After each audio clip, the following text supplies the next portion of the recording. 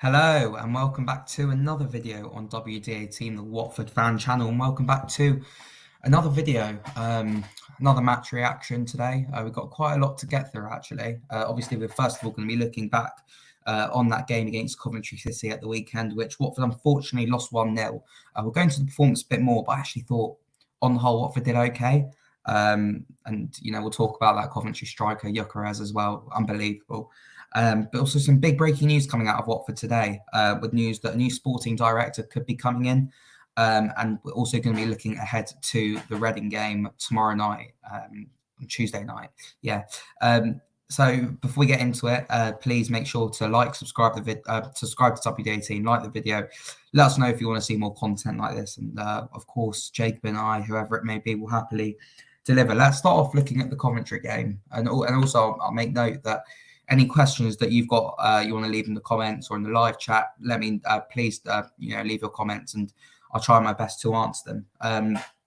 But I mean, it was a really tough game at the weekend. I sort of thought going into it that, despite Watford winning 3 games on the bounce, 3 impressive wins, I thought Coventry's league sort of position was quite deceiving because they missed a few games at the start of the season due to their home ground not being fully up to scratch. The Ricoh Arena, I think there's still some problems going on there. Talks that they might be playing at Walsall. Not too sure what's going on. But regardless, I was quite worried going into the game. Some good players there. Callum O'Hare, Ucko, who we're going to have to talk about because he was phenomenal. I struggled to think of a better player that we've played against this season. And also, it's got me thinking as well. I put a tweet out last night in terms of the best individual performances you've seen against Watford at Vicarage Road, because for me, that Ucko's performance is right up there. And sort of from the early stages, he went close. He'll slip through, but I think it was Casey Palmer. Troost-Ekong couldn't catch up to him, and Ucko could only fire it wide into the rookery. But I think those were sort of the early warning signs. And we saw him come close again. Where he forced Dan Backman into an absolutely brilliant save, from the rookery, from my view in it.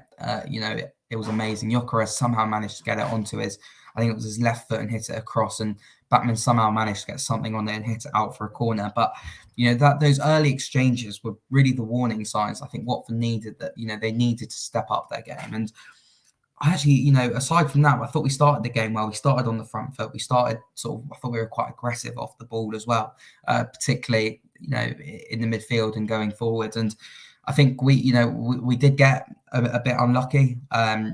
Keenan Davis had a goal disallowed. It was a lovely ball through from João Pedro to Sarr, who seems to be thriving out on that left-hand side, who played it across to Keenan Davis. Originally I thought it was offside.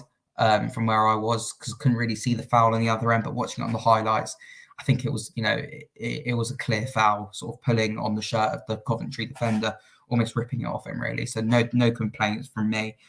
We also came close in the first half through a Ken Sema free kick, which I think at the time looked probably closer than it actually was. I think the keeper always ultimately had it covered. But at the same time, it's good that we're starting to see Watford become more threatening from set pieces. I think the corners weren't unbelievable, but obviously midweek against Cardiff we scored from 2. But it was a good effort from Sema, and we seem to be piling on some sort of pressure, which was really good to see. And Sema had another chance right at the start of the second half as well. The chance was a bit behind him, managed to hit it just wide. I thought it was just going in, and it was quite unlucky. I thought he did well, to be fair. But again, I thought we were knocking on the door. We were keeping the ball well. But we were affording the likes of, affording the Coventry midfield, I think too much time when the ball was turned over. And I think we ultimately suffered for that. Hassan Kamara's caught out position when the ball was played out wide to the Coventry winger. Can't quite remember who it was. Ball came in, Troost-Ekong, Sierra Alta, Dan Gosling. All of them were caught a bit ball watching, I think. And Ucko was in the middle. The goal was always coming from him. And he finally was able to put one away. He was a threat all afternoon, and you can't leave a player who should be in the Premier League have that much space in the Championship, because he is going to pull it away. For me, there's question marks over Dan Backman. Perhaps he could have done a bit better. I thought, I think perhaps, he dived a bit early, because I think Ucko has mishit it a bit, actually. But I think Backman probably could have done a bit better with that. But all round, it was just poor defending. And I think, the players will be really disappointed looking back on it. But, after that, one thing that I personally don't think you can say about this Watford side on Saturday was I don't think any of them let their heads drop. I think they kept on going.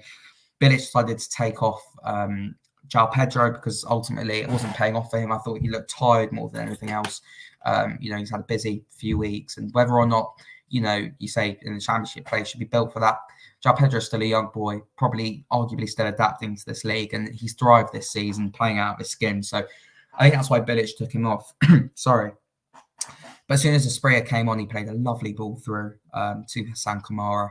He put it on a plate for Ismail Assar, who couldn't quite get the contact on it to pull it away from inches out. I mean, he should have scored. He had to score for a player of his ability from what we've seen.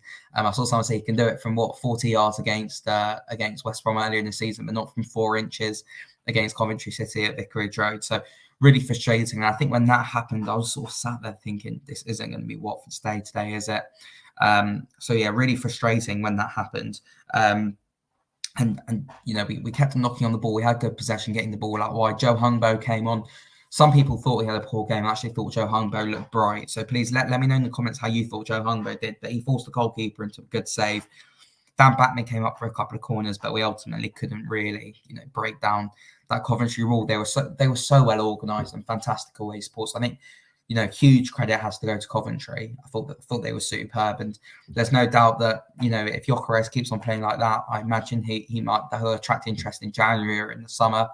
And who knows? This league is so wide open that Coventry could even climb up the division, and who knows where they might end up.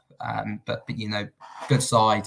Really well organised and made it difficult for Watford. But in terms of the overall performance, and then let me know as well in the comments sort of what you'd give it out of 10. 10 being, you thought we were unbelievable. 1 thought we were absolutely shocking. But I'd probably give it a 6, to be honest with you, because I ultimately a defeat at home isn't good enough at all. But I actually thought on the whole we did okay. We kept the ball. We looked physical.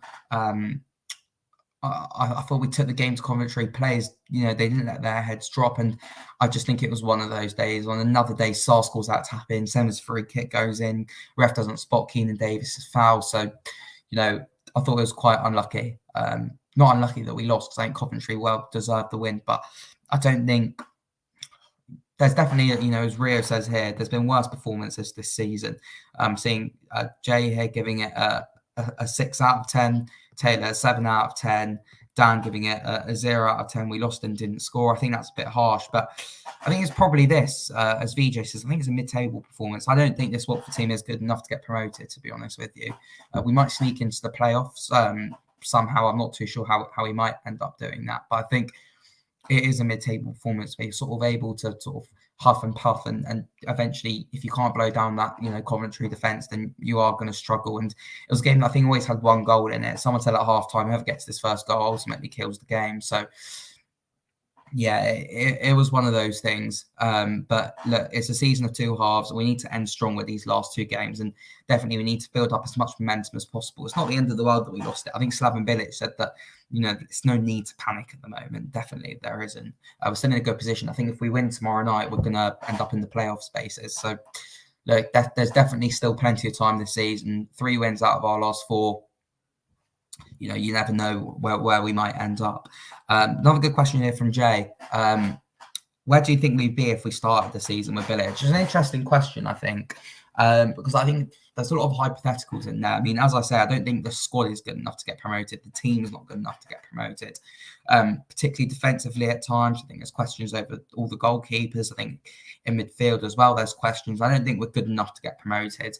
And I think we could perhaps, I've spoken about this before, I think it could probably benefit us having a few seasons just sort of being in the Championship. Obviously, I want to get promoted, but being in the Championship might not be the worst thing for us at the moment in order to rebuild this Watford side.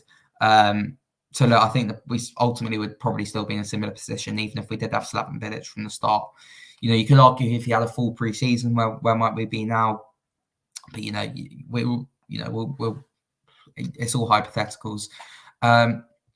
So why was that goal disallowed? Not offside, surely. So as I said before, I think I originally thought it was going to be a foul. I thought he was I originally thought it was offside.